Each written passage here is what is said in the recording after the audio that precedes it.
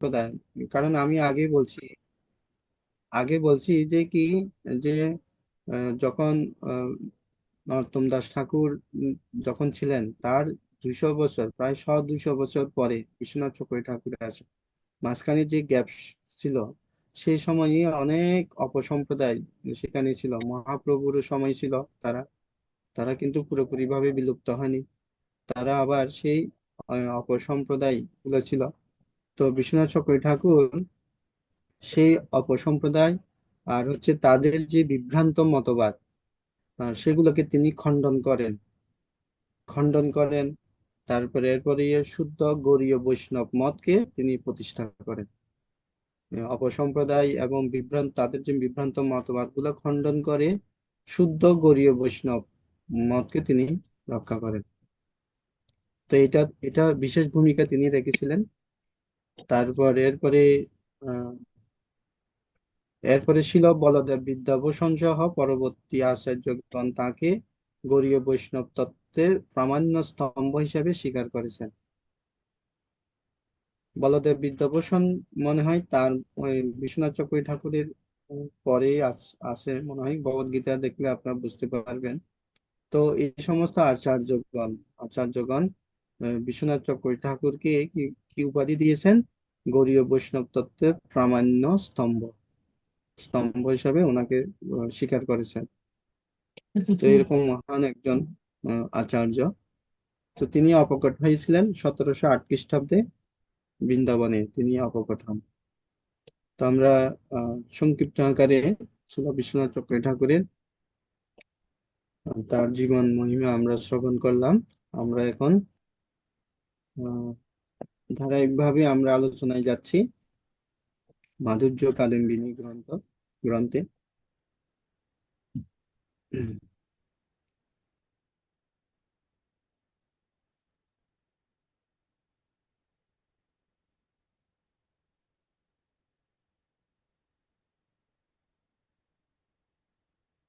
তো এই যে গ্রন্থে, এখানে এই গ্রন্থের নাম দেওয়া হয়েছে মাধুর্য কাদম্বিনী।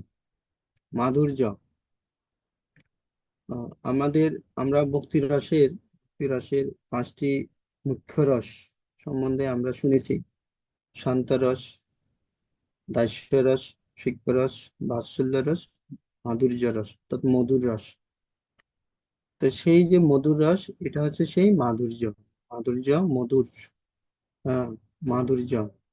তো কার মাধুর্য সেটা সম্বন্ধে বিভিন্ন আচার্যগণ তারা এই মাধুর্য শব্দটি তারা ব্যাখ্যা করেছেন। বিভিন্ন আচার্যগণ, আপনার রূপ গোস্বামী, জীব গোস্বামী, কৃষ্ণদাস কবিরাজ, ওনারা এই মাধুর্য শব্দটি ব্যাখ্যা করেছেন। তো মূলত মাধুর্য বলতে এই জগতে, আহ, বিশ্ব ব্রহ্মাণ্ডে এমন কেউ নেই যে যার মাধুর্য আহ, বিভিন্ন যারা আচার্য বর্গরা রয়েছে তারা গেয়েছেন, কিন্তু একজনের মাধুর্য কি করেছেন, সবাই গেয়েছেন। তিনি হচ্ছেন আমাদের পরম আরাধ্য ব্রজেন্দ্র নন্দন শ্রীকৃষ্ণ। ওনার মাধুর্য সবাই কি করেছেন, কীর্তন করেছেন। আমরা একটা ভজন গাই, অধরম মধুরম। এই ভজনটা ভগবানের সমস্ত কিছু সমস্ত কিছু হচ্ছে মধুর। তার চলন, তার তার দেখা, তার তার যে দর্শন, তার নয়ন, উম, ভগবানের প্রত্যেকটা অঙ্গ প্রত্যঙ্গ হচ্ছে মধুর। তো সেজন্য বিভিন্ন আচার্যগণ তারা গেয়েছেন এ বিষয়ে। তো ছিল রূপ গোস্বামী। আচ্ছা, তার আগে আমরা একটা বিষয় ক্লিয়ার করি। মাধুর্য মাধুর্য কাদম্বিনী, আমি একটু সামনের দিকে যাচ্ছি, আবার পরে আসবো আপনাদের কাছে। উম, একটু সামনে আছে। হুম।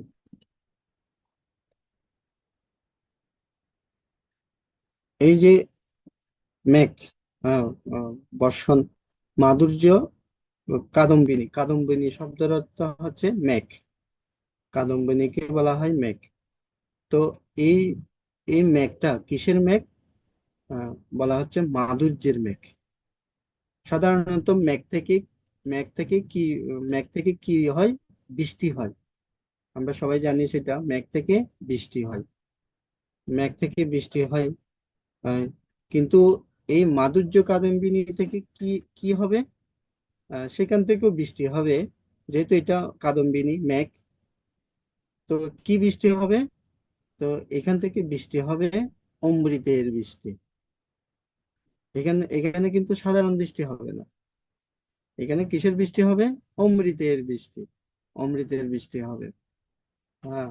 তাহলে আপনারা বুঝতে পারেন, সাধারণ বৃষ্টির জলে শুকনো শুকনো শস্য, শুকনো জায়গা যেভাবে বৃষ্টির জলে কি হয়, স্নাত হয়ে পুনরায় সঞ্জীবিত হয়।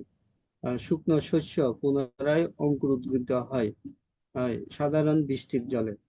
আহ, সেখানে যদি অমৃতের বৃষ্টি হয়, তাহলে সেখানে কি হতে পারে? যদি অমৃতের বৃষ্টি হয়, সেখানে কি হতে পারে? অমৃত কি করে আমরা জানি। আহ, অমৃত কোনো মৃত ব্যক্তিকেও কি করে দিতে পারে? মরণশীল ব্যক্তিকেও জীবিত করে দিতে পারে অমৃত। আর যে একবার অমৃত আস্বাদন করবে, তার কি হবে না? মৃত্যু হবে না। মৃত্যু হবে না। তো সেই অমৃতের বৃষ্টি, মাধুর্য কাদম্বিনী থেকে সেটা হবে অমৃতের বৃষ্টি।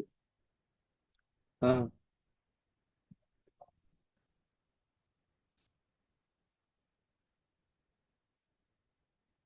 তো সেই জন্য এখানে বলা হচ্ছে মাধুর্যের বর্ষণ মেঘ।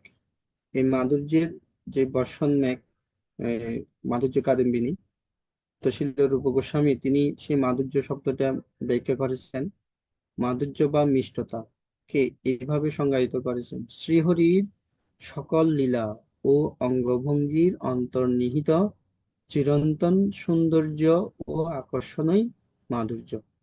মাধুর্য কি? শিল রূপ গোস্বামী পাদ তিনি বলছেন, শ্রীহরির লীলা, ওনার লীলা সমূহ, আর ওনার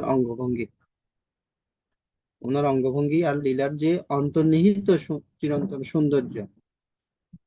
চিরন্তন সৌন্দর্য, এটা না যে আমাদেরও প্রত্যেকটা মানুষের কি রয়েছে, কিছুটা সৌন্দর্য আছে। কিন্তু এই সৌন্দর্যটা কিরকম?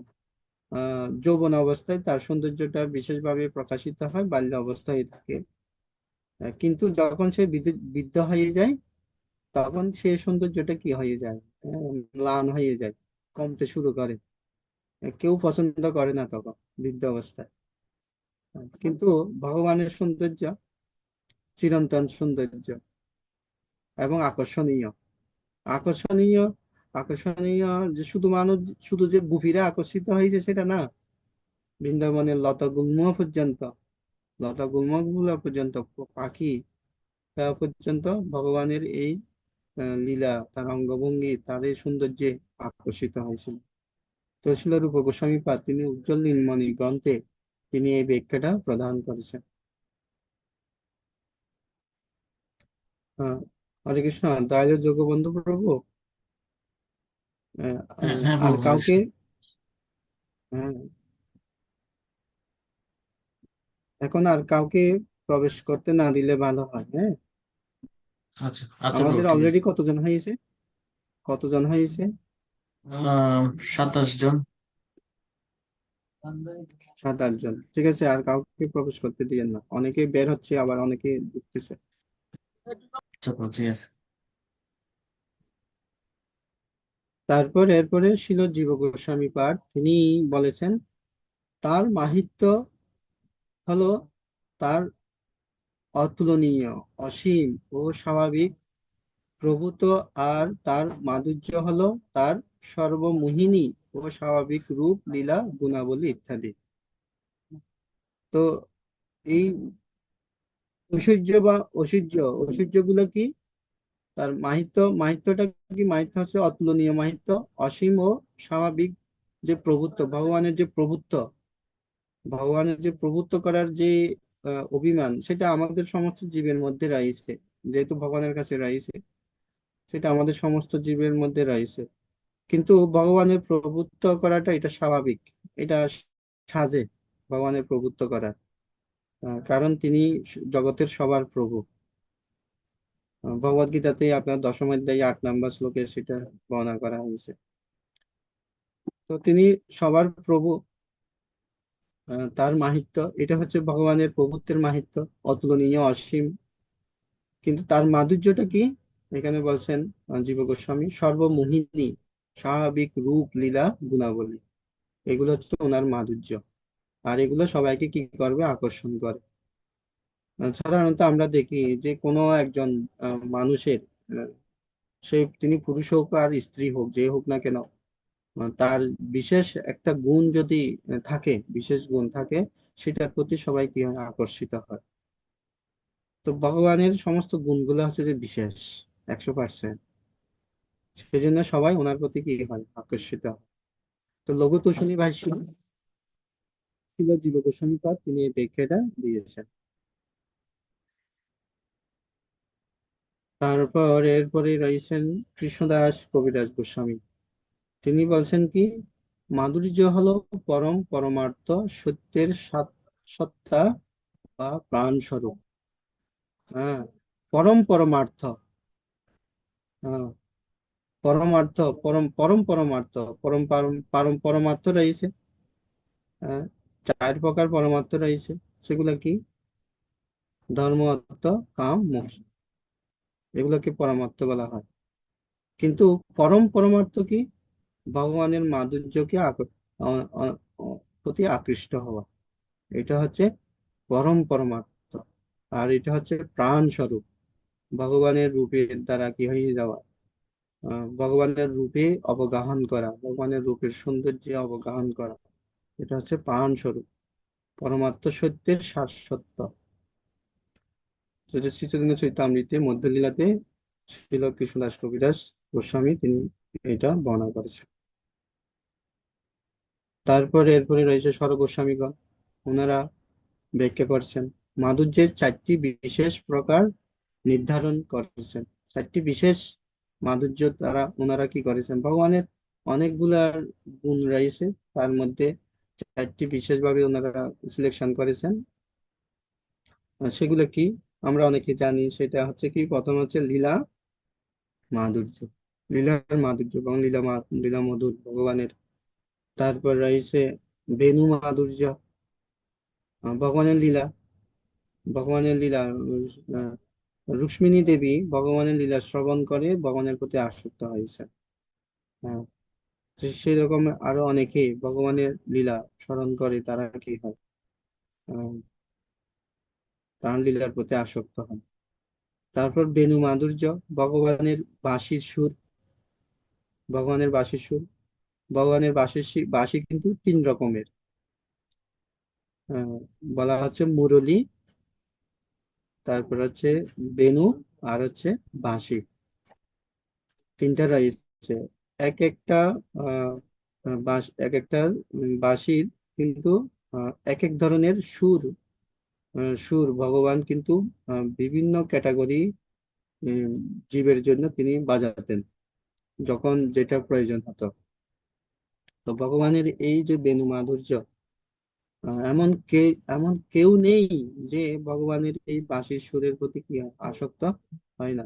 স্বাভাবিকভাবে আপনি দেখবেন, ধরেন যখন রাতের বেলায় হঠাৎ করে কেউ একজন যখন বাঁশি বাজায়, হঠাৎ করে আপনার আশেপাশে কেউ একজন যখন বাঁশি বাজায়, যদি সুরটা, যদি একটু তালটা যদি একটু ঠিক থাকে, তাহলে দেখবেন তখনই কিন্তু সেটা আপনার কাছে ভালো লাগবে। বাঁশিটা হচ্ছে এই ধরনের। তো ভগবান থেকেই আমরা সেটা আহ, সে- তিনি ভালোবাসতেন। অনেকে বলতে পারে, কৃষ্ণ কেন বাঁশি বাজান? উত্তর খুব সিম্পল, হ্যাঁ, উনি বাঁশি বাজাতে ভালোবাসতেন, সেজন্য উনি বাঁশি বাজান। আমরা অনেক কিছু করতে ভালোবাসি, সেজন্য আমরা সেটা করি, যেটা ভালোবাসি সেটা করি। তো ভগবানও বাঁশি বাজাতে ভালোবাসতেন, সেজন্য উনি বাঁশি বাজান। তো ওনার বাঁশি কিন্তু আলাদা। তারপর হচ্ছে রূপ মাধুর্য, ভগবানের রূপ মাধুর্য। এরপর রয়েছে প্রেম মাধুর্য, উনি সবসময় ভক্ত পরিবৃত হয়ে থাকেন। তার সখা সখীবৃন্দ এদেরকে নিয়ে। তো সরব গোস্বামীরা ভগবানের এই মাধুর্যের মধ্যে এই চারটিকে বিশেষভাবে ওনারা কি করেছেন, সংগ্রহ কালেকশন করেছেন, এগুলোকে প্রাধান্য দিয়েছেন।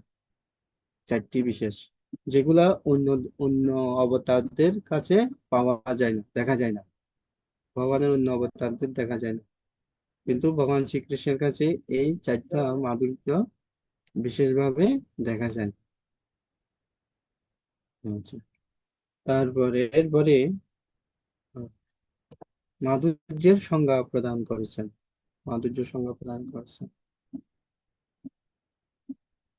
কেউ একজন কি পড়বেন এই বিষয়টা? কুমুদবন কানাই প্রভু পড়েন। হরে কৃষ্ণ। মাধুর্যের বর্ষণ মেঘ। প্রচলিত সংজ্ঞা: মাধুরী বা মাধুর্য শব্দটি সাধারণত মধুরতা, সুমাধুর্য, মনো মনোরমতা, অপরূপ সৌন্দর্য, আকর্ষণ ইত্যাদি অর্থে অনুদ্ধৃত হয়। ভগবান শ্রীকৃষ্ণের সঙ্গে সম্পর্কিত হয়ে এই শব্দটি তার স্বভাবগত সত্তার সেই পরম আনন্দময় ও মোহময় দিককে নির্দেশ করে, যা একদিকে তার ঐশ্বর্যকে অন্তর্ভুক্ত করে, আবার অপরদিকে তা অতিক্রমও করে। যেখানে ঐশ্বর্য ভক্তদের মনে বিস্ময়, ভক্তিপূর্ণ শ্রদ্ধা ও একটি আনুষ্ঠানিকতার ভাব জাগ্রত করে, সেখানেই মাধুর্য, প্রেম ও অন্তরঙ্গতার অনুভূতি সৃষ্টি করে। অতএব মাধুর্য শ্রীকৃষ্ণের স্বভাবজাত সত্তার সর্বোচ্চ এবং সর্বাধিক রহস্যময় নান্দনিক গুণকে প্রকাশ করে। তো মাধুর্য, অনেকে এই যে ভগবানের যে মাধুর্য প্রকাশিত হয়েছে কোথায়, ভগবান শ্রীকৃষ্ণ তার সর্বোচ্চ মাধুর্য প্রকাশ করেছেন কোথায়? বৃন্দাবনে। ওনার মথুরা বা দ্বারকাতে উনি ওনার সর্বোচ্চ মাধুর্য প্রকাশ করেন। বৃন্দাবনে তিনি মাধুর্য প্রকাশ করেছেন। কিন্তু দ্বারকা, দ্বারকা হচ্ছে ঐশ্বর্য ধাম, দ্বারকাতে ঐশ্বর্য রয়েছে। অনেক সময় আমি বল টিকু প্রভু আপনি মুট করেন। তো অনেক সময় আহ মাধুর্যের কারণে কি হয়, মাধুর্যের কারণে ঐশ্বর্যের কারণে মাধুর্যটা কি হয় না, প্রকাশিত হয় না। দ্বারকাতে ভগবানের ঐশ্বর্য প্রচুর রয়েছে, সেখানে তিনি মাধুর্য প্রকাশ করেনি। কিন্তু বৃন্দাবন, বৃন্দাবন ধামে সেখানে কিন্তু আহ মাধুর্য প্রকাশ করেছেন। তাই বলে এনা যে সেখানে ঐশ্বর্য নেই সেটা নয়, সেখানে ঐশ্বর্য রয়েছে, সেখানে ঐশ্বর্য রয়েছে। আমরা ব্রহ্মসংহিতাতে পাই, ব্রহ্মসংহিতাতে পাই যে কি বৃন্দাবন ধাম হচ্ছে কি চিন্তামণি ধাম, চিন্তামণি। আমাদের এই জগতের যে রাস্তাঘাট সেগুলা হচ্ছে ধুলাবালি, কংক্রিট, পাথর, পাথর থাকে সেখানে। কিন্তু বৃন্দাবন ধামের যে মাটি সেগুলা হচ্ছে চিন্তামণি, চিন্তামণি ধাম। চিন্তামণি দিয়ে সেই মাটিগুলা, সেখান থেকে জ্যোতি বের হয়, জ্যোতি। যেহেতু মণি, চিন্তামণি, মণি থেকে তো স্বাভাবিকভাবে জ্যোতি হয়, জ্যোতি বের হয়, জ্যোতি দেখা যায়। তো সেখানে, সেখানে যে ঐশ্বর্য, এই ঐশ্বর্যটা, এত ঐশ্বর্য রয়েছে, কিন্তু যেহেতু সেখানে ভগবানের মাধুর্যর প্রাধান্য বেশি, সেজন্য সেখানে বৃন্দাবনে ঐশ্বর্যটা আর দেখা যায় না, সেখানে ঐশ্বর্য দেখা যায় না।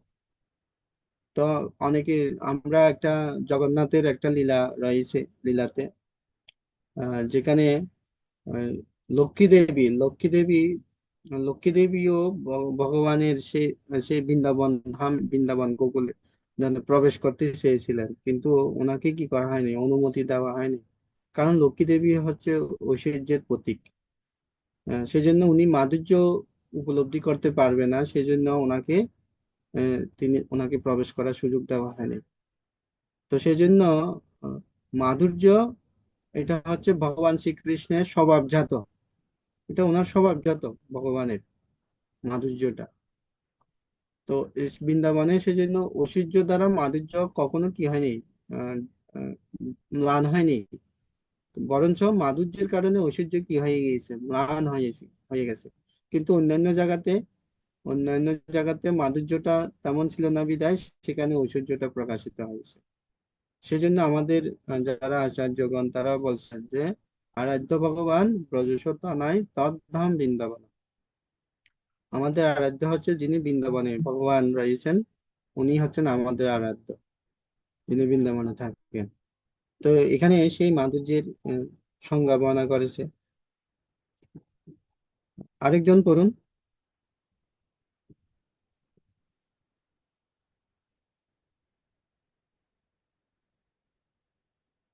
প্রভু আমি পড়বো। হ্যাঁ, পড়েন। ইংরেজি ভাষায় এমন কোনো একক শব্দ নেই যা মাধুর্য ধারণাটিকে সম্পূর্ণরূপে যথাযথভাবে প্রকাশ করতে পারে। তবে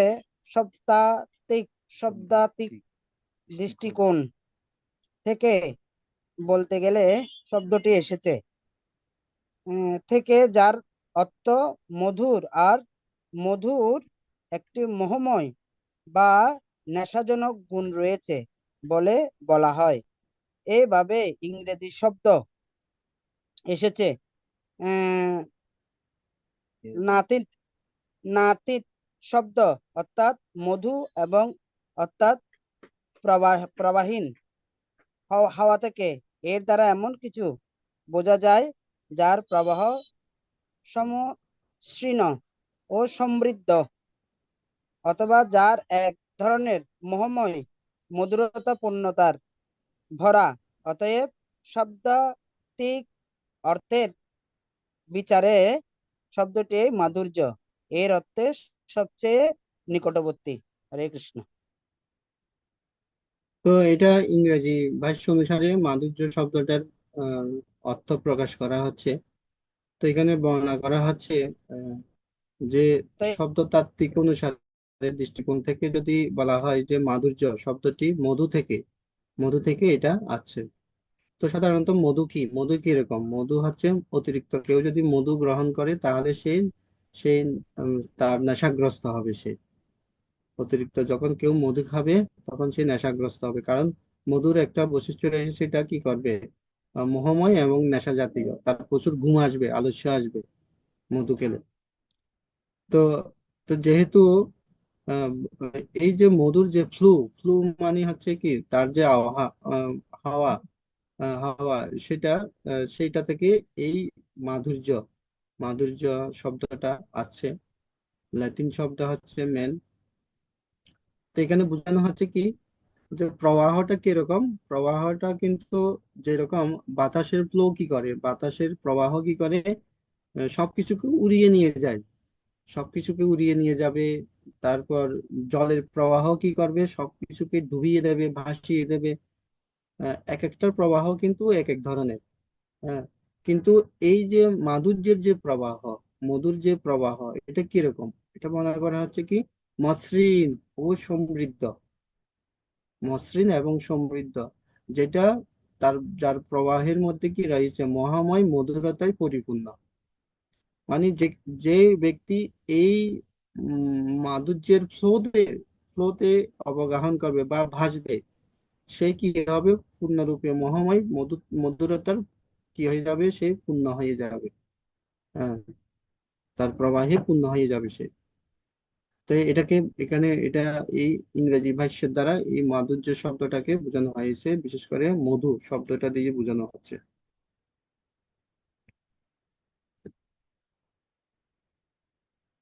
তো আমরা এতক্ষণ পর্যন্ত এই মাধুর্য শব্দটির ব্যাখ্যা শুনেছি বিভিন্ন আচার্যগণ এর কাছ থেকে। এরপরে আমরা প্রচলিত সংজ্ঞা এবং সেই সাথে ইংরেজি ভাষ্য অনুসারে তার এই সংজ্ঞা আমরা শ্রবণ করেছি মাধুর্য। কারণ এই মাধুর্য কাদম্বিনী গ্রন্থটা অধ্যয়ন করার আগে আমাদেরকে আগে কেন এই মাধুর্য সম্বন্ধে কেন ধারণা দিচ্ছে, মাধুর্য জিনিসটা যদি আমরা বুঝতে না পারি তাহলে এটার প্রতি আমরা লালায়িত হব না। আমরা কিন্তু আহ, যে মাধুর্য বা মধুর বা যেটাকে বলা হয় অনেকটুকু বলা হয় বলতে গেলে প্রেম, এটার প্রতি আমরা সবাই কি হই, আসক্ত হই। মধুরতার মাধুর্যের প্রতি, অর্থাৎ কারো কোনো গুণাবলীর প্রতি আমরা আসক্ত আসক্ত হই। কিন্তু ভগবানের যে মাধুর্য, সেটার প্রতি যদি আমরা লালায়িত না হই, আমরা যদি না জানি, তাহলে ভক্তিতে আমরা কি হতে পারবো না, উন্নতি করতে পারবো না। এই মাধুর্য কাদম্বিনী গ্রন্থটা মূলত হচ্ছে যে আপনাকে ভক্তির শ্রদ্ধা থেকে শুরু করে প্রেম স্তরে পর্যন্ত নিয়ে যাবে। হ্যাঁ, নিয়ে যাবে আপনাকে প্রেম স্তরে পর্যন্ত, স্টেপ বাই স্টেপ, ধাপে ধাপে ধাপে ধাপে আপনাকে নিয়ে যাবে। তো সেই জন্য আগে আমাদেরকে এই মাধুর্য শব্দটা সম্বন্ধে জানতে হবে। কেন মাধুর্য কাদম্বিনী বলা হচ্ছে, কেন মাধুর্যের মেঘ, আহ, বর্ষণ মেঘ বলা হচ্ছে, কেন বলা হচ্ছে, এই গ্রন্থের নাম এরকম কেন কেন করা হয়েছে, মাধুর্যের বর্ষণ মেঘ কেন বলা হচ্ছে। আহ, এ অন্য কিছু তো দিতে পারতো। আহ, কেন কেন দিয়েছে, কেন না, আপনি যদি ভক্তিতে উন্নতি করতে চান, তাহলে ভগবানের এই মাধুর্যের প্রতি কি হতে হবে, আপনাকে আকর্ষিত হতে হবে, আসক্ত হতে হবে, লাভান্বিত হতে হবে। না হয় ভক্তিতে কি করা যাবে না, উন্নতি করা যাবে না। যদি আমরা ভগবানের মাধুর্যের প্রতি যদি আকর্ষিত না হই, তাহলে জড় সৌন্দর্যের প্রতি আমরা কি হব, আকর্ষিত হব। জড় জড় মাধুর্যের প্রতি আকর্ষিত হব। ভগবানের মাধুর্যের প্রতি যদি আমরা যদি আসক্ত না হই, আকর্ষিত না হই, তো সেজন্য এই মাধুর্য শব্দটাকে এই জন্য বিভিন্ন আচার্যগণ তারা এইভাবে বিশ্লেষণ করেছেন। আহ, তো আমরা এখন আহ, এই এইখানে খুব সুন্দর বিষয়, এই মাধুর্য প্রকাশ, আমরা ভগবানের যে মাধুর্য, তার যে মাধুর্য সেটা আমরা লাভ করেছি, আমরা জানতে পারছি কার মাধ্যমে, এখানে যে বর্ণনা করা আছে, শ্রীকৃষ্ণ যিনি স্বয়ং মাধুর্যের মূর্ত প্রকাশ, তিনি শ্রী গৌরাঙ্গ রূপে অবতীর্ণ হন এবং শ্রীমতী রাধারানীর ভাব ও কান্তি, অর্থাৎ ভাবাবেশ ও দ্যুতি অঙ্গীকার করেন। তিনি এই রূপ গ্রহণ করেছিলেন তার সে তিনটি অভিলাষ পূরণ করার জন্য, যা তার ব্রজলীলাতে অপূর্ণ থেকে গিয়েছিল। ভগবানের এই মাধুর্য কৃষ্ণের যে মাধুর্য মূর্ত প্রকাশ, যদিও তিনি ওনার মাধুর্য সম্বন্ধে জানতেন না। ভগবানের মাধুর্য সম্বন্ধে ভগবান নিজেই জানতেন না। আমরা শুনেছি এটা ভাগবতমে বর্ণনা আছে যে একবার ভগবান, তিনি তিনি আহ ফ্লোর ফ্লোর দেখে ফ্লোর দেখে তিনি অবাক হয়ে গেছেন। ফ্লোরের মধ্যে ওনার ছবি ছবি যখন প্রতিফলিত হয়েছে, তখন ওই ছবির মানুষটাকে দেখে ভগবান কি হয়েছেন, প্রভাবিত হয়ে গেছেন যে এত সুন্দর মানুষটা কে, এত সুন্দর মানুষটাকে। ভগবান নিজে তিনি ওনার মাধুর্য কিরকম উনি জানতেন না। আহ, আর ওনার যে মাধুর্যটা যে আহ, সমস্ত গোপীরা যাদেরকে আকর্ষণ করত, তারা যে ভগবানকে যে ভালোবাসতো, কিরকম ভাবে ভালোবাসতো, সেটা কিন্তু ভগবান জানতেন না। আহ, জানতেন না তিনি। তো সেজন্য ভগবান তিনি গৌরাঙ্গ মহাপ্রভু রূপে তিনি আবির্ভূত হয়েছেন। কিভাবে আবির্ভূত হয়েছেন? হ্যাঁ, শ্রীমতী রাধারানীর ভাব, শ্রীমতী রাধারানীর ভাব ও কান্তি। হ্যাঁ, ওনার ভাব, রাধারানীর ভাবটা কি? ভগবানের রূপে আকর্ষিত হয়ে তার সেবায় ধাবিত হওয়া, সব সময় ভগবানের চিন্তা, কিভাবে ভগবান কৃষ্ণকে লাভ করবে, কৃষ্ণের কাছে যাবে। হ্যাঁ, এই চিন্তা থাকতো সব সময়, কৃষ্ণকে ভালোবাসা, এই যে ভাব, এই ভাবটা, হ্যাঁ, কান্তি ও ভাবাবেশ, এই ভাবটা অঙ্গীকার করে মহাপ্রভু কৃষ্ণ তিনি গৌরাঙ্গ রূপে আবির্ভূত হয়েছেন। তো এখানে এখানে বলছে তিনটে অভিলাষ কৃষ্ণ তার তিনটে অভিলাষ পূরণ করার জন্য তিনি আবির্ভূত হয়েছেন গৌরাঙ্গ মহাপ্রভু রূপে। কেননা ব্রজলীলাতে সেগুলো অপূর্ণ ছিল, কারণ ভগবান সেটা উপলব্ধি বুঝতে পারেনি। তিনি বুঝতে পারেনি, সেজন্য তিনি এই তিনটাকে পূর্ণরূপে তিনি আস্বাদন আস্বাদন করার জন্য তিনি মহাপ্রভু রূপে আবির্ভূত হয়েছেন, গৌরাঙ্গ রূপে। গৌরাঙ্গ যদিও তিনি কৃষ্ণ, মহাপ্রভু যদিও কৃষ্ণ, কিন্তু কৃষ্ণের গায়ের রং হচ্ছে শ্যাম, ঘন শ্যাম। কিন্তু গৌরাঙ্গ মহাপ্রভুর গায়ের রং হচ্ছে গৌরবর্ণ। কেন গৌরবর্ণ? না, তিনি রাধারানীর ভাবকে গ্রহণ করেছেন। মহাপ্রভুর বাহিরের বাহিরের আবরণ, বাহিরের যে জ্যোতি, সেটা হচ্ছে রাধারানীর ভাব, আর ভিতরে হচ্ছে কৃষ্ণ।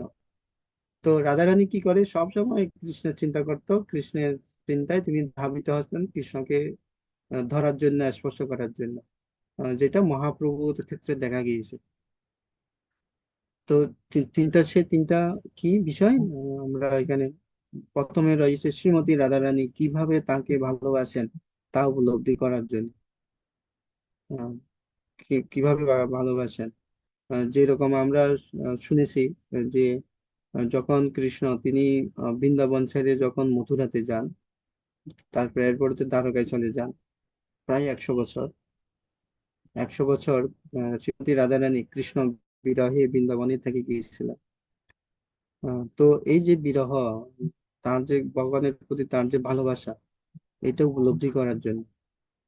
তো সাধারণত আসলে এই যে আহ, ভগবানের, তার যে ভালো, রাধারানীর যে ভালোবাসা, এটা উপলব্ধি করার জন্য মহাপ্রভু আবির্ভূত হয়েছেন। এই প্রসঙ্গটা আলোচিত হয়েছে কোথায়, কোন লীলাতে?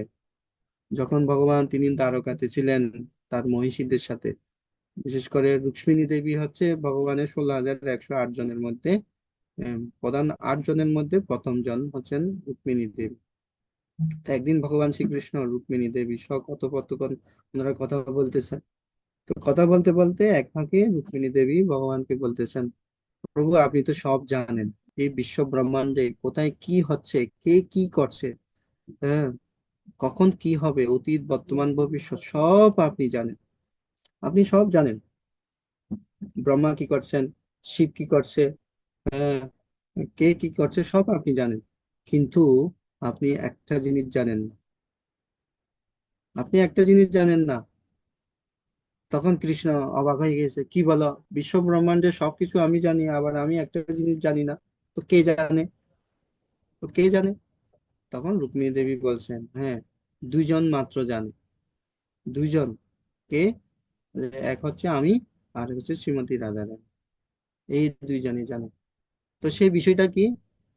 হ্যাঁ, সেই বিষয়টা কি? বিষয়টা হচ্ছে যে যে শ্রী রাধারানী, আমি আপনাকে, আমরা কত যে ভালোবাসি, সেইটা কিন্তু আপনি জানেন না, কত যে ভালোবাসি। তো সেই যে ওরা যে ওনার কৃষ্ণকে যে ভালোবাসতো, সেটা উপলব্ধি করার জন্য মহাপ্রভু রূপে তিনি আবির্ভূত হয়েছেন, গৌরাঙ্গ রূপে। তারপর এরপরে বলছে, তিনি যেইভাবে উপভোগ করেন, সেই একইভাবে নিজের অপরূপ মাধুর্য আস্বাদন করার জন্য। শ্রীমতী রাধারানী ভগবানের সৌন্দর্যকে যেভাবে উপভোগ করতেন, যেভাবে উপভোগ করতেন, সেই একই রকম ভাবে উপভোগ করার জন্য, ভগবান কৃষ্ণের যে মাধুর্য আস্বাদন করার জন্য তিনি গৌরাঙ্গ রূপে আবির্ভূত হয়েছেন। যে সৌন্দর্যের মাধুর্যটা শ্রীমতী রাধারানী উন্নয়নের আস্বাদন করতেন, সেটা সেটাকে আস্বাদন করার জন্য তিনি গৌরাঙ্গ রূপে আবির্ভূত হয়েছেন। তারপর 3 নম্বরে বলছে, নিজের মাধুর্য উপলব্ধি করে শ্রীমতী রাধারানীর যে পরম আনন্দ লাভ করেন, সেই আনন্দ অনুভব করার জন্য। পরমানন্দ যে লাভ করতেন, কৃষ্ণ বলতেন, আমাকে ভালোবাসে, এরা এত আনন্দ পায়, আমি কেন পাচ্ছি না, আমি কেন পাচ্ছি না? হ্যাঁ। তো আমি সম্প্রতি সম্প্রতি আরেকটা লীলা শুনেছি।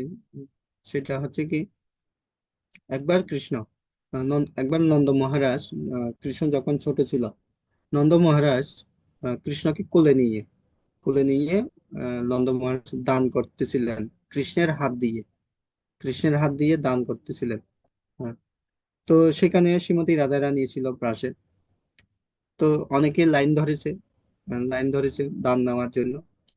তো কৃষ্ণ দান দিচ্ছেন, যার পাত্র বড় তাকে বেশি করে দিচ্ছে, যার পাত্র ছোট তাকে অল্প করে দিচ্ছে, যার পাত্র নাই তাকে দিচ্ছে না। তো এইরকম করে দান দিচ্ছে। তো সেটা দেখে রাধারানীর খুব খারাপ লেগেছে। তো রাধারানী সেখান থেকে উনি উনি আবার চলে যাচ্ছেন কোথায়, বাসনায়। বর্ষণে চলে যাচ্ছেন ওনার গ্রামে বা রাভেলে। তো যাওয়ার পথে যেতে যেতে সেই সময়ে বিষবানু রাজা ওনার বাবার সাথে দেখা হয়। তো যখন দেখা হয় তখন বিষবানু রাজা জিজ্ঞেস করছিলেন, "আহ, তুমি কেন চলে যাচ্ছ?" তখন রাধারানী এই বিষয়টা বলেন যে, দেখেন বাবা, কৃষ্ণ দান করতেছে, কিরকম, এটা কি ধরনের হয়? এটা কোনো দান হলো? যার পাত্র বড় তাকে বেশি করে দিচ্ছে, যার পাত্র ছোট তাকে অল্প করে দিচ্ছে, আর যার পাত্র নেই তাকে একেবারেই দিচ্ছে না। এটা কি ধরনের? আরে যার পাত্র নেই তো তাকে পাত্র দিতে হবে এবং দানও দিতে হবে, দুইটাই দিতে হবে। হ্যাঁ, যার পাত্র নেই তাকে তো পাত্র সহ দিতে হবে। তো বিষ্ণু রাজা এই কথাটা শোনার পরে তিনি তখন নন্দালয়ে আছেন। এসে নন্দ মহারাজকে এদিকে এদিকে যখন আহ, এদিকে যশোদা মা খুঁজতেছে, কিরে রাধারানী গেল কোথায়, গেল কোথায়, খুঁজতেছে, এদিকে খুঁজতেছে, তখন বিশ্বভানু রাজা সহ রাধারানী আসছেন সেখানে। তো আসার পরে বিশ্বভানু রাজা তখন নন্দ মহারাজকে বলতেছেন যে রাধারানী কৃষ্ণের একটা ব্যবহার ভালো লাগেনি কি, যে রাধারানী বলছে যে কৃষ্ণ যার পাত্র তাকে বেশি দিচ্ছে, যার পাত্র ছোট তাকে অল্প করে দিচ্ছে, আর যার পাত্র নেই তাকে একেবারে দিচ্ছে না। তোর রাধারানী বলতেছে কি যার পাত্র নেই তাকে পাত্র দিতে হবে এবং দানও দিতে হবে, দুইটাই দিতে হবে। তখন এই রাধারানীর এই ভাবটা কৃষ্ণের খুব ভালো লেগেছে। কৃষ্ণ বলছে না, আমি আমি এই রাধারানীর এই ভাবটা গ্রহণ করব। তো এই যে রাধারানীর যে ভাব, যার পাত্র নেই, যার পাত্র নেই তাকে সেই পাত্র দেবে এবং দানও দেবে, সেই ভাবটা ভগবান গ্রহণ করেছেন। তিনি এই কলিযুগে এসে কি করেছেন, আহ আসনডালে প্রেম বিলিয়েছেন। অচন্ডাল, যারা যারা পাত্র হওয়ার যোগ্য নয়, যারা পাত্র হওয়ার যোগ্য নয় তাদেরকে তিনি কি করেছেন, প্রেম দিয়েছেন। রাধারানীর এই যে ভাবটা তিনি গ্রহণ করেছেন।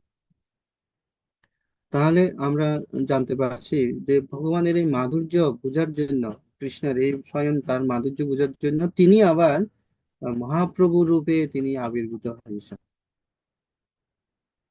চিন্তা করে দেখুন বিষয়টা, যে মহাপ্রভু রূপে ওনাকে গৌরাঙ্গ রূপে আসতে হয়েছে এই মাধুর্য গ্রহণ করার জন্য। তো সেই জন্য বলা হচ্ছে গৌরাঙ্গ রূপে শ্রীকৃষ্ণ ব্রজধামে মাধুর্য আস্বাদন করেছেন।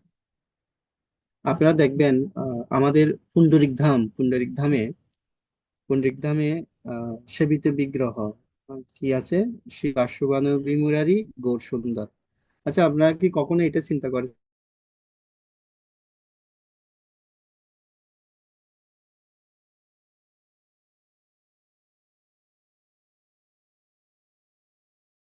আ- আপনি অনেক গৌরীয় মঠও দেখবেন, আপনি গৌরীয় মঠের রয়েছে রাধাকৃষ্ণের পাশে গৌরাঙ্গ মহাপ্রভু, শুধু সিঙ্গেল গৌরাঙ্গ মহাপ্রভু।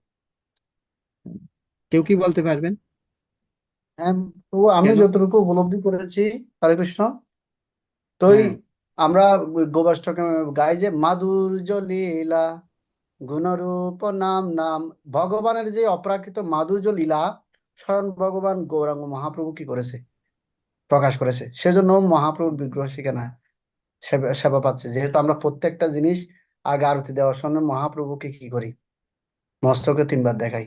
এই জন্য যেহেতু কৃষ্ণ তিনি রাধা কৃষ্ণ প্রেম বিতরণ করেছে, এই জন্য ওনাকে ভগবানের পাশে রাখা হয়েছে। হুম। আমার এই উপলব্ধিতে আপনি এটুকু। আপনি যেটা বলছেন সেটা ঠিক আছে। তো আরেকটা যেটা বিষয় সেটা হচ্ছে যে রাধা কৃষ্ণ মিলিত তনু হচ্ছেন গৌরাঙ্গ মহাপ্রভু। অনেকে কিন্তু মহাপ্রভুকে চিনে না।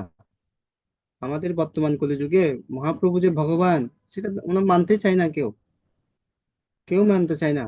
তো আমাদের গৌড়ীয় আচার্যগণ মহাপ্রভুকে প্রকাশ করার জন্য, তিনি রাধাকৃষ্ণ থেকে যে অভিন্ন, সেটা প্রকাশ করার জন্য ওনারা অলটারের মধ্যে রাধাকৃষ্ণের পাশে গৌরাঙ্গ মহাপ্রভুকে রাখতেন। এটা জন্য আমাদেরকে এটা প্রচারে প্রচারে ব্যবহার করতে হবে। রাধাকৃষ্ণের মিলিত তনু হচ্ছে তো গৌরাঙ্গ মহাপ্রভু স্বয়ং ভগবান। রাধাকৃষ্ণের তাদের রাধাকৃষ্ণের যে ভাব, কৃষ্ণের যে ভাব মাধুর্য, সেটা আস্বাদন করার জন্য, রাধারানী যে কৃষ্ণকে যে কিভাবে ভালোবাসতেন, সেটা আস্বাদন করার জন্য তিনি গৌরাঙ্গ রূপে আবির্ভূত হয়েছে। তো গৌরাঙ্গ প্রভু আলাদা কেউ নয়, উনি স্বয়ং কৃষ্ণ। দুই ওনারা ওনারা যদিও গোলকধামে একজন ছিল, একজন থেকে রস আস্বাদন করার জন্য দুইজনে প্রকাশিত হয়েছেন। কৃষ্ণ রাধা রানীর রূপে প্রকাশিত হয়েছেন, এক আত্মা দুই দেহ। আবার এই কলিযুগে তিনি দুই দেহ একজন হয়ে আবির্ভূত হয়েছেন।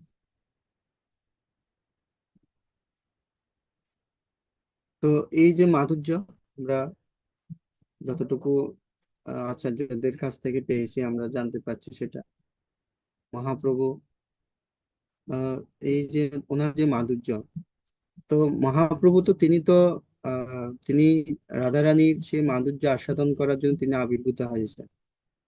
তো এখন ভগবান কি শুধু আস্বাদনই করে? ভগবানের কাজ কি শুধু আস্বাদন করাটা? না, ভগবান শুধু আস্বাদন করে ঠিকই, কিন্তু আবার তিনি বিতরণও করেন।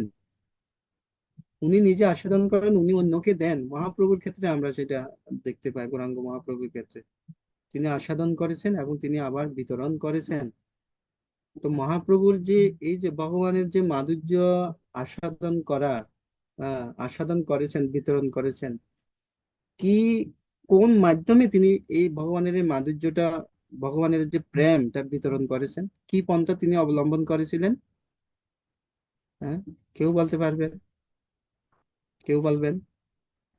গৌরাঙ্গ মহাপ্রভু রাধা কৃষ্ণের যে প্রেম মাধুর্য সেটা বিতরণ করেছেন কোন মাধ্যমে? কেউ বলতে পারবেন কোন মাধ্যমে এই প্রকাশ করেছেন? মহাপ্রভু তো প্রেম বিতরণ করার সময় পাত্র অপাত্র বিচার করে নাই। রাধারানী বাপ নিয়ে তিনি কি করেছেন? প্রেম বিতরণ হ্যাঁ, করেছেন। পাত্র হ্যাঁ, সেটা অপাত্র ঠিক আছে। বিচার নাহি, নাহি স্থান স্থান, যে যাহা হ্যাঁ, চায় তাহা করে প্রেম দান। হ্যাঁ, হ্যাঁ, সেটা সেটা কিন্তু মাধ্যমটা কি ছিল? কি মাধ্যমে তিনি সেই বিতরণটা করেছিলেন?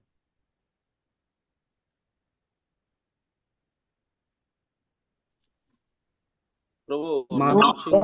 নাম সংকীর্তনের মাধ্যমে, হ্যাঁ, হ্যাঁ, হরিনামের মাধ্যমে, হরিনামের মাধ্যমে। হ্যাঁ, নাম সংকীর্তন, নাম হুম। সংকীর্তন, নাম সংকীর্তন। ভগবান তিনি এই মাধুর্য তিনি বিতরণ করেছেন নাম সংকীর্তনের মাধ্যমে। আমরা বিভিন্ন শাস্ত্রে শাস্ত্রে উদ্ধৃতি আমরা পাই, আমরা দেখি। আহ, এখানে শিল প্রবোধানন্দ সরস্বতী ঠাকুর উনার একটি উদ্ধৃতি উনি দিচ্ছেন শিশুতন্নাথ চন্দ্র অমৃত থেকে। তিনি লিখেছেন, প্রভু গৌরাঙ্গই আমার একমাত্র আশ্রয়, কারণ তিনি দিব্য প্রেমে সেই রস দান করেছেন যা শ্রবণ, দর্শন, প্রণাম বা ধ্যানের মতো ভক্তি সাধনার মাধ্যমে অর্জন করা অত্যন্ত দুর্লভ। তিনি কাকে দেওয়া উচিত আর কাকে নয় এই বিচার না করেই, বন্ধু ও শত্রুর মধ্যে কোনো ভেদ না করেই, কোনো শুভক্ষণ অপেক্ষা না করেই, এবং দেওয়া উচিত কি উচিত নয় এই বিবেচনাও না করে সে দিব্য প্রেম উদারভাবে বিতরণ করেছেন। মহাপ্রভু বিতরণ করেছেন সেটা। সেজন্য প্রবোধানন্দ সরস্বতী ঠাকুর তিনি বলছেন, গৌরাঙ্গই আমার একমাত্র আশ্রয়। কৃষ্ণ কি বলছেন ভগবত গীতাতে? সর্বধর্মম পরিত্যাজ্য মাম একং শরণং ব্রজ। তুমি যদি আমার আশ্রয়ে আসতে চাও, তাহলে সমস্ত ধর্ম কি করতে হবে? পরিত্যাগ করতে হবে। সমস্ত কিছু পরিত্যাগ করতে হবে যদি আমার কাছে আসতে চাও। হ্যাঁ, ভগবান বলছেন সেটা। কিন্তু মহাপ্রভু উনি উনি কোনো কিছু বিচার করে নেই। যে পাওয়ার যোগ্য নয় তাকে দিয়েছে। পাত্র অপাত্র বিচার করে নেই, বন্ধু শত্রু বিচার করে নেই, ভেদ অভেদ বিচার করে নেই, শুভক্ষণ সময় উপযোগী নাকি উপযোগী সেটা বিচার করে নেই। অকাতরে বিতরণ করেছেন, অকাতরে, অকাতরে বিতরণ করেছেন। পরমানন্দ সরস্বতী ঠাকুর তিনি এই কথাটা বলছেন। তো বিতরণ করেছেন তার মাধ্যম কি? তার মাধ্যম আহ, সেই মাধ্যমটা আমরা প্রথম মঙ্গলাচরণে, প্রথম মঙ্গলাচরণে আমরা পাবো। প্রথম মঙ্গলাচরণ। তো আপনাদের কাছে বই আছে? বই না থাকলে আহ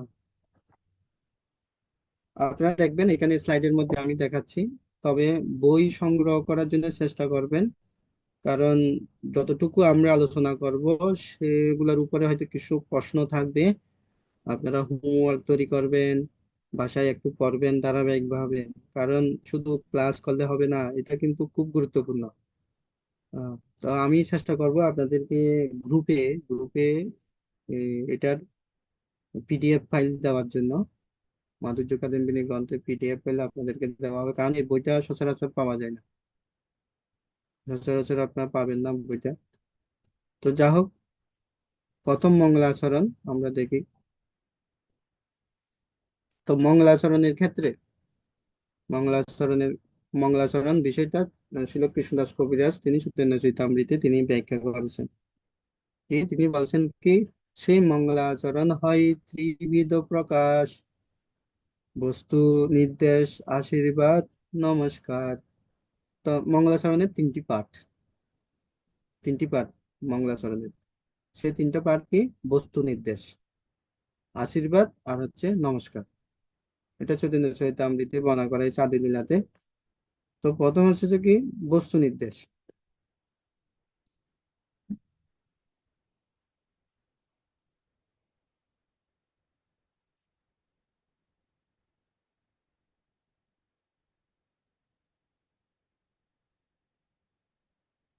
বস্তু নির্দেশ মানে হচ্ছে বিষয়বস্তু। বস্তু নির্দেশ হচ্ছে যে উদ্দেশ্য বা লক্ষ্য নির্ধারণ, কি উদ্দেশ্যে এ এই মঙ্গলাচরণটা করা হচ্ছে, বা কার উদ্দেশ্যে বা কোন বিষয়কে কেন্দ্র করে সেটা করা হচ্ছে, সেটা হচ্ছে বস্তু নির্দেশ। তারপর হচ্ছে আশীর্বাদ, তো আশীর্বাদ প্রদান করা, যারা সেটা গ্রহণ করতে চাই তাদের জন্য, গ্রহণ করলে আশীর্বাদ পেয়ে যাবে। আর হচ্ছে নমস্কার মানে হচ্ছে প্রণাম করা। আপনারা শ্রীমদ্ ভাগবতমের প্রথম স্কন্ধে প্রথম তিনটা শ্লোক, শ্রীমদ্ ভাগবতের প্রথম তিনটা শ্লোক হচ্ছে, এই প্রথম শ্লোকটা হচ্ছে বস্তু নির্দেশ। ওম নমো ভগবতে বাসুদেবায়, সেখানে কৃষ্ণকে কি করা হয়েছে, নির্দেশ লক্ষ্য করা হয়েছে। তারপরটা হচ্ছে আশীর্বাদ। আশীর্বাদ কি? ওখানে বর্ণনা করা হয়েছে যে এই শ্রীমদ্ ভাগবতমে কোনো কি নেই, কপটতামূলক কোনো শাস্ত্রের কথা উল্লেখ নেই সেখানে। হ্যাঁ, আর এটা বলছে শিবদাম, অর্থাৎ মঙ্গলময়, আশীর্বাদ প্রদান করা হয়েছে। আর হচ্ছে নমস্কার, 3 নম্বর শ্লোক। বস্তু নির্দেশ, আশীর্বাদ, নমস্কার, এই মঙ্গলাচরণের তিনটি বিষয় সেটা কৃষ্ণদাস কবিরাজ গোস্বামী এটা বর্ণনা করেছেন। তো প্রথম 20টি, তো এখানে দেখবেন আমরা দেখি সাধারণত বিভিন্ন গ্রন্থগুলাতে পর্বগুলাকে পর্ব বলা হয়, না হয় অধ্যায় বলা হয়, অধ্যায় বলা হয়। কিন্তু মাধুর্য কাদম্বিনী গ্রন্থের প্রত্যেকটা অধ্যায়কে নাম দেওয়া হয়েছে অমৃত বৃষ্টি, অমৃত বৃষ্টি নাম দেওয়া হয়েছে। তো আমরা প্রথম অমৃত বৃষ্টি, এটা হচ্ছে প্রথম অধ্যায়। প্রথম অমৃত বৃষ্টি, এটার নাম হচ্ছে ভক্তির সর্ব উৎকর্ষতা। আমি আগেই বলছি অমৃত বৃষ্টি কেন, কারণ মেঘটা সাধারণ কোনো মেঘ না, মেঘটা হচ্ছে মাধুর্যের মেঘ। আর এটা হচ্ছে প্রেমের মেঘ থেকে, মাধুর্যের মধুরতার মেঘ থেকে কি বৃষ্টি হবে? অমৃতের বৃষ্টি হবে স্বাভাবিক। তো প্রথম অমৃত বৃষ্টি এটা। তো যারা সেই অমৃত বৃষ্টিতে অবগাহন করতে পারবে, তারা সেই মাধুর্য আস্বাদন করতে পারবে, রস আস্বাদন করতে পারবে। তো প্রথম ঋতু বৃষ্টি, ভক্তির সর্বোৎকর্ষতা, মঙ্গলাচরণ। তো প্রথম শ্লোক রয়েছে, তো এই শ্লোকটা আমি উচ্চারণ করতেছি, আপনারা দেখবেন, কারণ এটার একটা আলাদা ছন্দ রয়েছে। শ্লোকটা সাধারণভাবে আমরা যেভাবে উচ্চারণ করি সেরকম না, প্রত্যেকটা লাইনকে 2 ভাগে কি করা হয়, উচ্চারণ করা হয়। তো বলা হচ্ছে, হৃদ হৃদগ্রে নবভক্তি শস্য বিততে, সঞ্জীবনী সগমা, রম্বে কামত পর্তুদাহ তমনি, বিশাপাবনাশিনী দুরান্মে মরুশাকি নোপি সরসি ভাবায় ভুয়াৎ প্রভু শ্রী চৈতন্য কৃপা নিরঙ্কুশ মহামাধুর্য কাদম্বিনী। তো এখানে বর্ণনা করা হচ্ছে হৃদগ্রে নবভক্তি শস্য বিততে। আচ্ছা, আমরা এর অনুবাদটা পড়ি আগে, তারপর আমরা এটার বিষয়গুলো আলোচনা করব। অনুবাদটা কেউ একজন পড়বেন। শ্রী কৃষ্ণ চৈতন্য মহাপ্রভুর নিরঙ্কুশ অর্থাৎ বিধিনিষেধের অতীত কৃপারূপ মহামাধুর্য কাদম্বিনী, যা হৃদয় ক্ষেত্রে নববিধা ভক্তিরূপ শস্যসমূহের প্রাণ প্রদান করে, যে কৃপার উদয়ের প্রারম্ভেই কামনা বাসনারূপ গ্রীষ্ম ঋতুর তাপ বিনাশ হয়ে থাকে এবং নিখিল বিশ্বরূপ নদী উল্লাস লাভ করে। বহু দূরে মরুভূমিস্থিত শুষ্ক বৃক্ষের ন্যায় আমি অধম জীব, আমার উপর সেই বাড়ি বর্ষিত হয়ে আমার সরসতা সম্পাদন করুন। হুম তো এখানে বলছে হৃদ অগ্রে নবভক্তি শস্য। এখানে হৃদয়টাকে তুলনা করা হয়েছে শস্য ক্ষেতের সাথে। শস্য ক্ষেতের সাথে শস্য ক্ষেত, হৃদয়টাকে বলা হচ্ছে ক্ষেত, শস্য ক্ষেত। আর নবভক্তি শস্য বিততে, নবভক্তি গুলাকে তুলনা করা হয়েছে কিসের সাথে? শস্যের সাথে। হৃদয়টাকে তুলনা করা হয়েছে ক্ষেতের সাথে, আর সেই ক্ষেতের শস্যটা হচ্ছে নবিধা ভক্তি, নবিধা ভক্তি। তারপর বলছে সঞ্জীবনী সমাগা রম। সঞ্জীবনী, সঞ্জীবনী মানে পুনরুজ্জীবিত করার জন্য বলা আছে। সঞ্জীবনী মানে কি? পুনরুজ্জীবিত করা। মৃতপ্রায় সেটাকে যখন কি করবে, আহ, আবার সেটাকে পুনরুজ্জীবিত করার জন্য। কেন? তো এখানে বর্ণনা করা যায় রম্বে কামত কর্তুদাহ দমনী বিষাপা গোল্লাসিনী।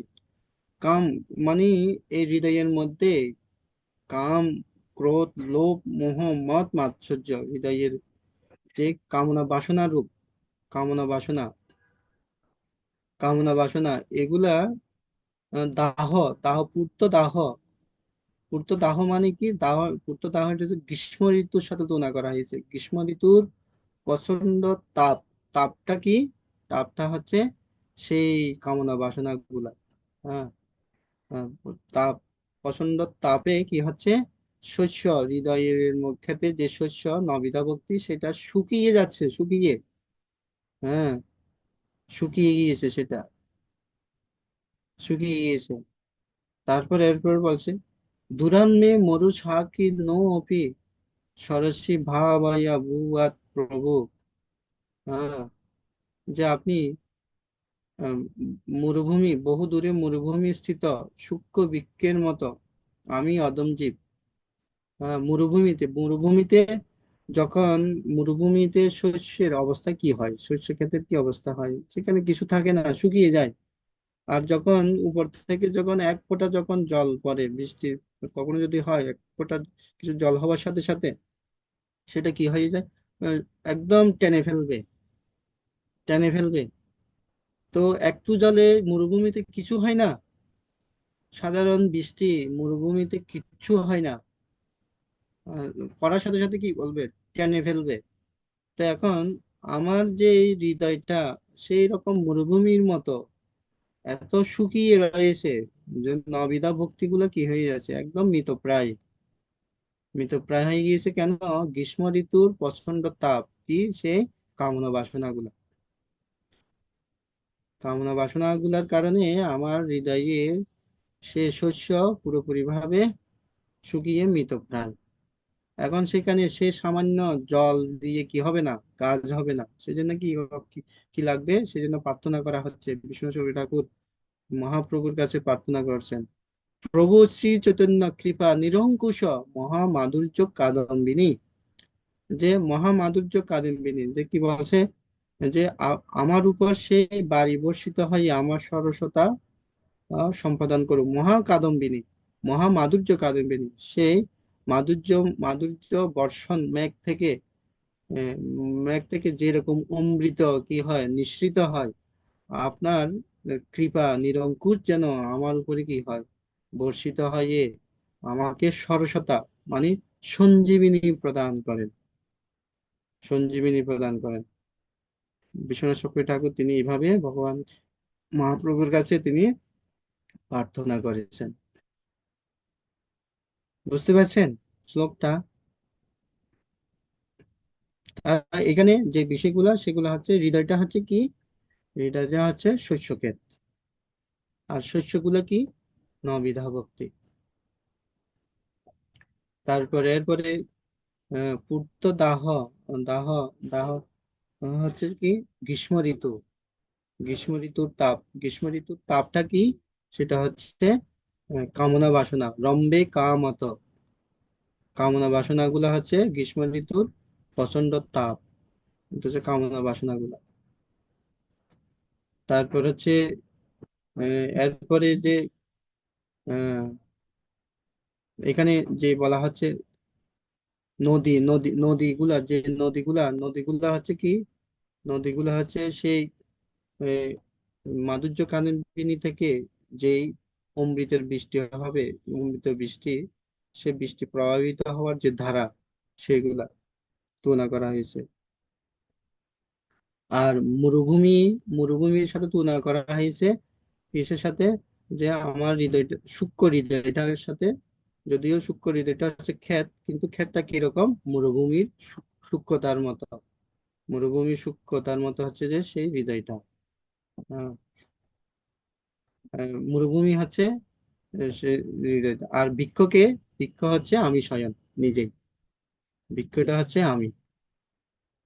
তা আমি মরুভূমির মধ্যে কি রয়েছি, মরুভূমির মধ্যে আমি দাঁড়িয়ে আছি, কিন্তু গ্রীষ্মের প্রচন্ড তাপে আমি পুরোপুরি ভাবে কি হয়ে গেছি, শুকিয়ে গিয়েছি। সেজন্য আমার কি প্রয়োজন, আমার সঞ্জীবনীর জন্য আমার বৃষ্টির প্রয়োজন। এইভাবে উম, এটাকে এভাবে উপস্থাপন করা হয়েছে, বিশ্বনাথ চক্রবর্তী ঠাকুর এটাকে এভাবে উপস্থাপন করেছেন। তো আধ্যাত্মিক ক্ষেত্রে সেটাকে বর্ণনা করা হচ্ছে যে হৃদয়টা হচ্ছে শস্যক্ষেত, শস্যগুলো হচ্ছে নবিধা ভক্তি, আর গ্রীষ্মের প্রচন্ড তাপ হচ্ছে কামনা বাসনা গুলা।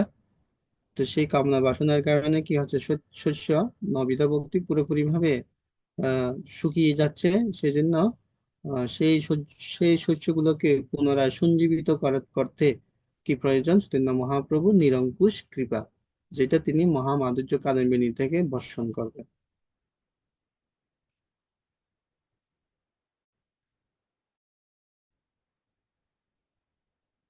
তো এই যে চৈতন্য মহাপ্রভুর মাধুর্য তিনি বর্ষণ করবেন, এই বর্ষণটা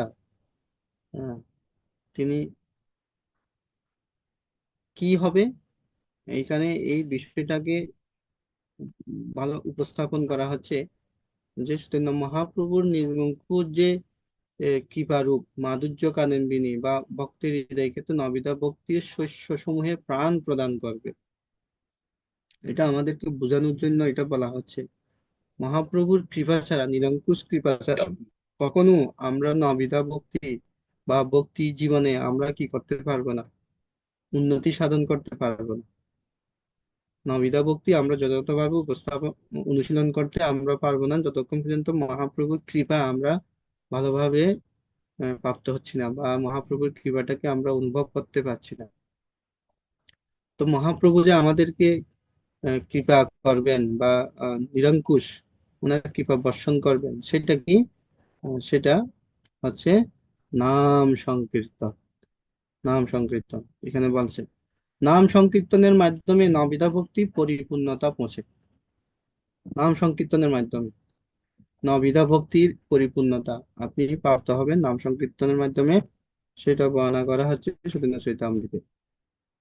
নবিধা ভক্তি, আপনাকে নাম সংকীর্তন করতে হবে যদি ভক্তিকে আমরা যদি করতে চান, উন্নতি করতে চান। সেজন্য শিল প্রভুপাদ আমাদেরকে এই ভগবানের নাম জপ কীর্তনে বেশি গুরুত্ব প্রদান করেছে, বিশেষ করে মর্নিং সেশনটা গুরুত্বপূর্ণ।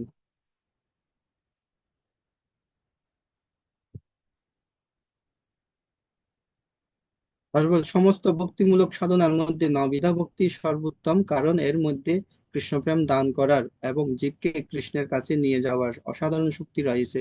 তবে সব ভক্তিমূলক সাধনার মধ্যে কৃষ্ণ নাম জপই সর্বশ্রেষ্ঠ। অপরাধ শূন্য ভাবে নাম জপ করলে মানুষ সহজেই প্রেমধনের ভান্ডার লাভ করতে পারে।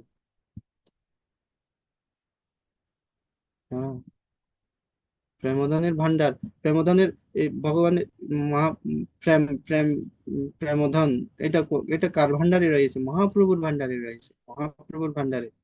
সেই প্রেমধনটা কি? সেটা হচ্ছে নাম সংকীর্তন।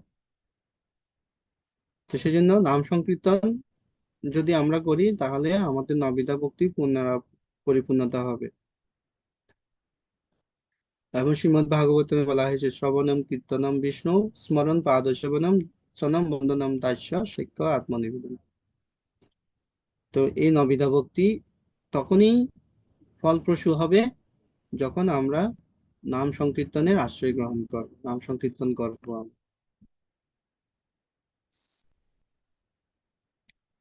তারপরে শিক্ষা অষ্টকমের প্রথম শ্লোকেও ব্যাখ্যা করতে মহাপ্রভু বলছেন, সংকীর্তন পাপ ও জড়বন্ধনের বিনাশ সাধন করে, মন ও হৃদয়কে শুদ্ধ করে এবং ভক্তিকে অন্যান্য সমস্ত ভক্তিমূলক সাধনার সঙ্গে যুক্ত করে। এরপর তা কৃষ্ণ প্রেমে জাগরণ ঘটায়, সেই প্রেমের রসাস্বাদন করায় এবং শেষ পর্যন্ত কৃষ্ণ প্রাপ্তিতে উপনীত করে। তখন সেই প্রেম মানুষকে প্রভুর সেবায় অমৃতময় মহাসমুদ্রে নিমজ্জিত করে। এগুলো কিন্তু এক একটা ধাপ। নাম সংকীর্তন কিভাবে আপনাকে মহাপ্রভুর প্রেমের সেবায় অমৃতময় সমুদ্রে নিমজ্জিত করে, একটা ধাপ। প্রথম কি কাজ? সংকীর্তন প্রথমে কি করবে? আপনাকে পাপ ও জড়বন্ধনের বিনাশ ঘটাবে, আপনার পাপ নষ্ট করে দেবে, জড়বন্ধনটাকে কেটে দেবে, বিনাশ ঘটাবে। তারপরে মন ও হৃদয়কে শুদ্ধ করবে, মনকে শুদ্ধ, মন আর হৃদয়কে শুদ্ধ করবে। তারপরে এরপর কি হবে? ভক্তিকে, আপনার ভক্তিকে বিভিন্ন ভক্তিমূলক সেবা সাধনার সাথে আপনাকে যুক্ত করা হবে। যখন আপনি ভক্তিমূলক সাধনায় যুক্ত হবেন তখন কি হবে? আস্তে আস্তে আপনার মধ্যে প্রেমের জাগরণ ঘটবে, কৃষ্ণ প্রেমের জাগরণ ঘটবে। যখনই কৃষ্ণ প্রেমের জাগরণ ঘটবে, আহ, তখন আপনি আস্তে আস্তে সেই প্রেমের রস আস্বাদন করতে পারবেন, আহ, রস আস্বাদন করবেন এবং সেই সাথে আপনার কৃষ্ণ প্রাপ্তিও লাভ হবে। আর যখন কৃষ্ণকে পেয়ে যাবেন এরপরে কি হবে? আপনি অমৃতময় মহাসমুদ্রে কি হবেন? সেই প্রেমের সমুদ্রে নিমজ্জিত হবেন, হাবুডুবু সেখানে ডুব ডুব করে প্রেম আস্বাদন করবেন। তো এই এতটুক পর্যন্ত এই যে প্রেম সমুদ্রে অবগাহন করা, সেটা হবে কি করে? নাম সংকীর্তন। সেই জন্য বলা হচ্ছে কি, যে সংকীর্তন প্রতিটি অনন্য ভক্তিমূলক অনুশীলনে অংশগ্রহণ করা। সংকীর্তন আপনার ভক্তিমূলক আহ, বিষয়গুলোতে অংশগ্রহণ করতে, অনেকে দেখবেন, অনেকে অনেকে অনেক কিছু ভক্তি অনুশীলন করতে চায় না। কেউ হয়তো কেউ কোনো কোনো বিষয়টাকে করতে চায় কিন্তু সব বিষয়গুলো তিনি করতে চায় না। কেউ হয়তো ধরেন ভগবানের রান্না করতে পছন্দ করে, কেউ আবার সিঙ্গার করতে পছন্দ করে, কেউ অন্যান্য প্রচার করতে পছন্দ করে, বিভিন্ন বিভিন্ন কিছু করে থাকে। কিন্তু সবগুলো যে করবে সেরকম খুব কমই দেখা যায় করে। কিন্তু এখানে বলা হচ্ছে যখন কেউ সংকীর্তনে যুক্ত হবে, নাম সংকীর্তন করবে, তখন উম, সমস্ত বিষয় ভক্তিমূলক সমস্ত মধ্যে সে তাকে অংশগ্রহণ করাবে। নাম সংকীর্তন যখন সেই করবে সাথে সাথে তার সেই এই সমস্ত বিষয়গুলোতে নির্দ্বিধায় স্বতঃস্ফূর্ত ভাবে সে অংশগ্রহণ করবে। কিন্তু অংশগ্রহণ করতে পারি না কেন? না, আমরা যথেষ্ট পরিমাণ নাম সংকীর্তন করি না। নাম সংকীর্তন অনেক সময় দেখা যায় যে কি, ধরেন মঙ্গল আরতি হোক, গৌর আরতি হোক, ও অষ্টকম গুলা গাইবে কিন্তু কীর্তনের সময় বাইরে চলে আসে, রুম থেকে বাইরে চলে আসে, দেখা যায় এরকম। কীর্তনে অংশগ্রহণ করে না। কীর্তনে একটু অংশগ্রহণ করবে, একটু ভক্তের সঙ্গে নৃত্য করবে, গাইবে। আবার অনেককে দেখা যায়, হ্যাঁ, ভিতরে আছে, রুমের ভিতরে আছে কিন্তু চুপচাপ জড় পদার্থের মতো দাঁড়িয়ে থাকে, একটু হাত পা পর্যন্ত নাড়ায় না, দাঁড়িয়ে থাকে। মুখ থেকে কীর্তন শব্দ বের হয় না। এই ধরনের অনেক অনেক দেখা যায় থাকে। অভাব কি? না, সেই সংকীর্তনটাকে বুঝতে পারছে না, এটার মাধ্যমে তার যে কি লাভ হবে সেটা বুঝতে পারছে না, নাম সংকীর্তন।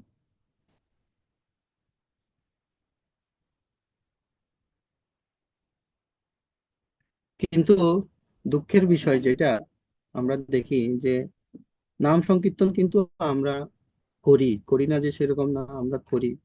অনেকে দেখা যায় নগর কীর্তন করে। আহ, কিন্তু আমাদের নগর কীর্তন আর মহাপ্রভু যে কীর্তন তিনি প্রচলন করে গিয়েছেন, সেটার ভাব কিন্তু আলাদা।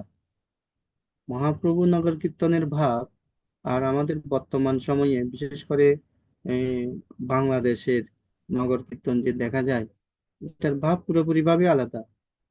মহাপ্রভু নগর কীর্তন করতেন, মহাপ্রভু কীর্তন করতেন উনি হরিনাম বিতরণ করার জন্য। এই হরিনামের মাধ্যমে তিনি তার ভগবানের মাধুর্য বিতরণ করেছেন।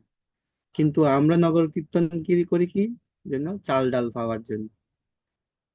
হ্যাঁ, আমাদের নগর কীর্তন গুলো হচ্ছে প্রণামী প্রণামী পাওয়ার জন্য, চাল ডাল পাওয়ার জন্য। হ্যাঁ, আমরা বিভিন্ন ঘরে যাই, চাল দেবে, যার যেই চালের বাটি, চালের সরাই নিয়ে ঘরের সামনে দাঁড়িয়ে থাকবে, তার ঘরের মধ্যে আগে দৌড়ায়, যে প্রণামীটা বেশি দেবে তার ঘরের মধ্যে আগে আগে দৌড়ায়। আমাদের নগর কীর্তনের ভাব, সংকীর্তনের ভাবটা হচ্ছে এটাই। হ্যাঁ, ওখানে ওখানে আপনি নাম বিতরণ করছেন, এই কোনো ভাব নেই, এরকম কোনো ভাব নেই। প্রণামী প্রণামী আর হচ্ছে চাল ডালের উম, পাওয়ার জন্য আমাদের কীর্তন, এটা সম্পূর্ণ মিস্টেক। মহাপ্রভুর কীর্তনের ভাব বিতরণের সম্পূর্ণ মিস্টেক, এটা সম্পূর্ণ ভুল ধারা।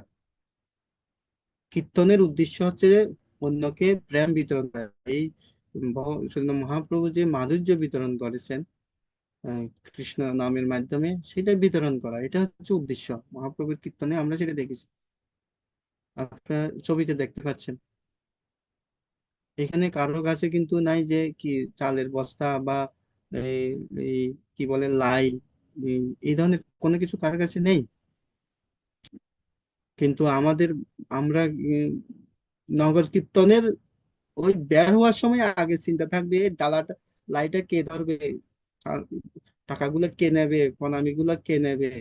হ্যাঁ, আমাদের কীর্তনে বের হওয়ার আগেই থাকে চিন্তা, মুড থাকে এই ধরনের। এটাই আমাদের মুডটা হচ্ছে এটা। আহ, আজকে অমুক জায়গায় যাব কেন? সেখানে একটু ধনী পরিবার আছে, বেশি বেশি দে, আমি বেশি বেশি দে, সেই জন্য আজকে ওই পাড়াতে কীর্তনে যাব। আমরা আমাদের কীর্তনের ভাব হচ্ছে এটা। তো এটা আমাদের পরিহার করতে হবে। মহাপ্রভুর কীর্তনের মুড এটা নয়। মহাপ্রভুর কীর্তনের মুড হচ্ছে কৃষ্ণ প্রেম বিতরণ করা, নামের মাধ্যমে মাধুর্য, কৃষ্ণের মাধুর্যটা বিতরণ করা, এটা মহাপ্রভুর মুড ছিল। তো সেজন্য মহাপ্রভুর এই মুডটাকে আমাদের কি করতে হবে? প্রতিফলিত করতে হবে। আমরা কীর্তন করব চাল ডাল ভিক্ষা করার জন্য নয়। এটা আপনি অন্য সময়ে গিয়ে করতে পারেন। কীর্তনের সময় স্বতঃস্ফূর্ত ভাবে এমন ভাবে কীর্তন করতে হবে যেন কীর্তনে ঘরের ভিতরে যে শুয়ে রয়েছে সে যেন উঠে কীর্তনে যোগদান করে, ওই ভাব নিয়ে কীর্তন করতে হবে।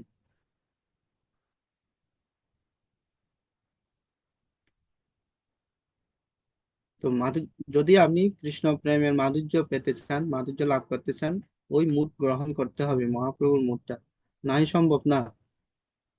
হ্যাঁ, ওটা চাল ডালের ভিক্ষা করা, এই করা, সেটা সম্পূর্ণরূপে বাদ কীর্তনের সময়।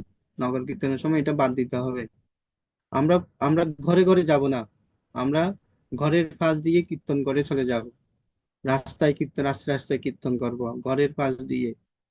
প্রত্যেকের ঘরে ঘরে যেতে হবে সেটা না, সেই ঘর থেকে দৌড়ে আসবে কীর্তনে অংশগ্রহণ করার জন্য।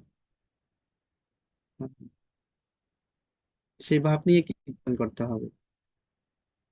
আমরা কীর্তন করব দেওয়ার জন্য, নেওয়ার জন্য নয়। দেওয়ার জন্য কীর্তন করব, নেওয়ার জন্য নয়। কিন্তু এখন মুড হয়ে গেছে নেওয়ার জন্য। নগর কীর্তন উদ্দেশ্য কি না, চাল ডাল দেবে, প্রণামী দেবে। তো এটা ত্যাগ করতে হবে, এটা উদ্দেশ্য নয় কীর্তনের।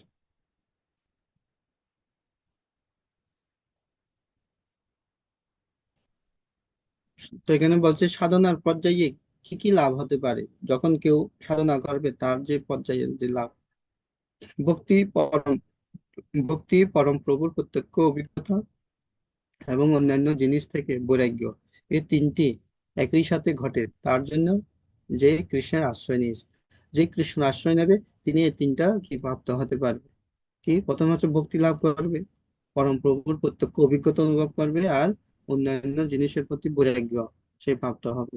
যেরকম আমরা যখন আহার করি, করার ফলে আমাদের তিনটা জিনিস আমরা লাভ করি। একটা হচ্ছে আমরা আহার করে আনন্দ পাই, আমাদের পেটও ভরবে এবং সেই সাথে ক্ষুধাও নিবৃত্তি হবে। হ্যাঁ। তো সেই জন্য পরের পরে পরে এই কথাটা আর বলছে বিশ্বনাথ ঠাকুর। তাহলে সাধনার উদ্দেশ্যটা কি? সাধনার উদ্দেশ্যটা কি? ভাগবতমে এই শ্লোক সাধনার উদ্দেশ্যটা বলছে, তিনটে বিষয় লাভ হবে। যেরকম বিশ্বনাথ চক্রবর্তী ঠাকুর সেই বিষয়টাকে বলছে, তিনি বলছেন কি, যে সাধন পর্যায় যা পরম সুখ দে, ফল লাভ হয়। যখন পরম পুরুষ শ্রীকৃষ্ণের কথা শোনা ও জপ করার আকারে ভক্তি হয়, তখন একটি মধুর অভিজ্ঞতা হওয়া উচিত। সাধনা করলে আপনার এই অভিজ্ঞতাগুলো আসতে হবে, উপলব্ধি করতে হবে। যদি এই উপলব্ধিগুলো আসে তাহলে মনে করবে আপনার সাধনা ঠিকভাবে হচ্ছে, নতুবা নয়। সাধনা করে যদি আপনার ভক্তি বৃদ্ধি না হয়, ভগবানকে কৃষ্ণকে প্রত্যক্ষভাবে উপলব্ধির অভিজ্ঞতা না হয়, বৈরাগ্য না আসে জড় বিষয় বিষয় থেকে, তাহলে আপনার সাধনা ঠিকভাবে হচ্ছে না। এটা বুঝতে হবে, সাধনা ঠিকভাবে হচ্ছে না। আপনি যখন জব করবেন আপনার জবের একটা অভিজ্ঞতা থাকতেই হবে। জিমিয়ে জব করলে কি হবে, না জিমিয়ে জব করলে কি হবে, মনোযোগ সহকারে জব করলে কি অভিজ্ঞতা, এটা আপনাকে থাকতেই হবে। এখন আপনি জব করতেছেন কিন্তু কোনো অভিজ্ঞতা নেই, তো কাকে কি বলবেন? জব সম্বন্ধে কি বলবেন যদি আপনার অভিজ্ঞতা না থাকে? কি বলবেন? আপনি ভগবানের শৃঙ্গার করবেন, ভগবানের জন্য রান্না করবেন, রান্না করার একটা অভিজ্ঞতা লাগবে, এগুলো সাধনারই বিষয়, সাধনারই অঙ্গ। যখন কেউ এইভাবে সাধন, প্রত্যেকটা অঙ্গ যখন কেউ সাধন করবে তার অভিজ্ঞতা লাভ হবে, সে প্রত্যক্ষভাবে সেটাকে উপলব্ধি করতে পারবে, তার অভিজ্ঞতা হওয়া উচিত। বিশ্বনাথ চক্রবর্তী ঠাকুর বলছেন যদি অভিজ্ঞতা না হয় তাহলে সাধনা হচ্ছে না, সাধনার পর্যায়ে সেটা লাভ হবে বলছেন। সাধনার পর্যায়ে কেউ ফলাফল অর্জন করেন, কেউ।